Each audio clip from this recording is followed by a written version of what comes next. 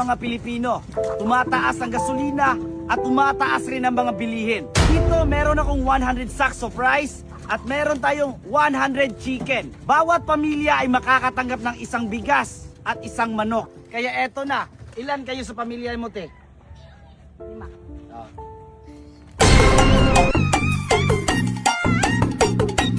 Katapos nating mamatay, kung bigyan tayo ng pangalawang buhay at gawin tayong hayop, anong gusto nyo? Ako ayoko ng ibon kasi ayokong kumain ng uod.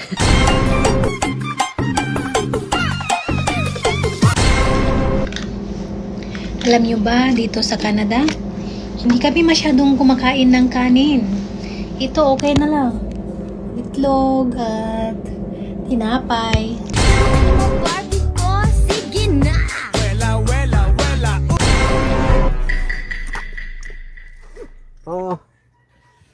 Boss, may request sana ako sa'yo eh. Ano request mo? Kasi, ang taas na ng gas ngayon. Ngayon? Tumataas na yung expenses ko, boss. Ang hirap, syempre, papasok ako dito, tapos uuwi ako. Ang mahal ng gas. Gusto ko sana, boss, mag-work from home na lang ako eh. Kung papayag ka sana, boss, ha? Ano ba trabaho mo sa akin?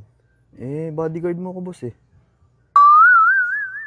Tapos, work from home gusto mo. Sino yung babantayan mo doon? Yung bahay niyo, tapos pasweldo kita kasi work from home ka. Kung okay lang sana sa'yo, boss.